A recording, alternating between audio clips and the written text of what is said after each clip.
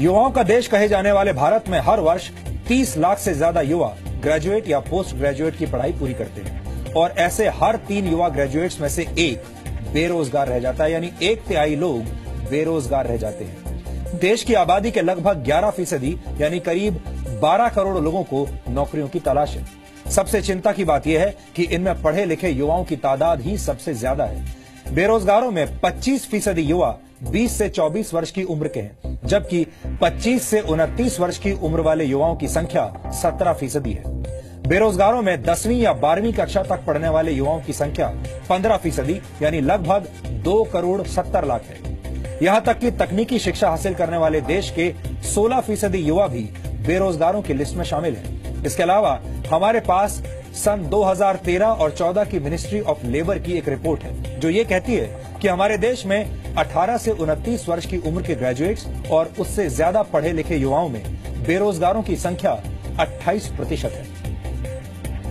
इन आंकड़ों से साफ है कि हमारे देश में युवाओं की संख्या तो तेजी से बढ़ रही है, लेकिन हम युवाओं की शक्ति का सही इस्तेमाल नहीं कर पा रहे हैं।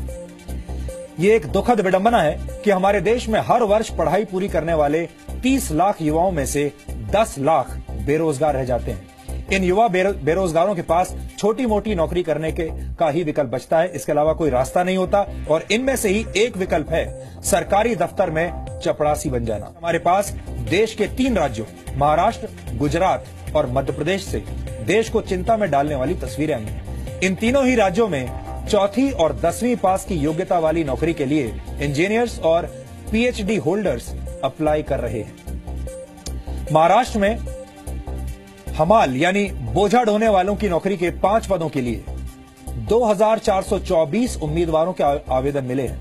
इस नौकरी के लिए कम से कम चौथी पास होना जरूरी है, लेकिन आवेदन करने वालों में से 5 के पास एमफिल यानी मास्टर ऑफ फिलॉसफी की डिग्री है। 109 उम्मीदवार ऐसे हैं जिनके पास डिप्लोमा मौजूद है, जबकि 253 उम्मीदवार पोस्ट ग्रेजुएट्स हैं। दूसरी तरफ मध्य प्रदेश में फॉरेस्ट गार्ड की नौकरी के लिए 2400 पदों के लिए 6 लाख से ज्यादा आवेदन आए हैं और दुख की बात यह है कि इन उम्मीदवारों में 12,000 से ज्यादा इंजीनियर्स हैं। 4,000 से ज्यादा उम्मीदवारों के पास इंजीनियरिंग डिप्लोमा है, 23,000 से ज्यादा पोस्ट ग्रेजुएट और 34 पीएचडी होल्डर्स हैं, जबकि इस नौकरी के लिए सिर्फ 10वीं पास होने की योग्यता ही जरूरी है। गुजरात के राजकोट में नगर पालिका ने मच्छर मारने का काम करने के लिए 23 पदों पर आवेदन मांगे और इसके लिए 34,000 लोगों ने आवेदन भरे। यहां भी आवेदन भरने वालों में पोस्ट ग्रेजुएट्स और ग्रेजुएट्स की संख्या सबसे ज्यादा थी। देश के युवाओं की बेरोजगार वाली समस्या की एक बड़ी वजह हमारी शिक्षा व्यवस्था भी है, जो दशकों पुराने पाठ्यक्रमों के जरिए देश का भविष्य बनाने की कोशिश में लगी हुई है। इसका नतीजा ये होता है कि कॉलेज से डिग्रियां लेकर निकलने वाले युवा नौकरी करने के लायक ही नहीं बन पाते। एसोचैम के एक सर्वे के मुताबिक भारत में उच्च शिक्षा ग्रहण करने वाले 85% युवा किसी भी परिस्थिति में अपनी योग्यता सिद्ध नहीं कर सकते।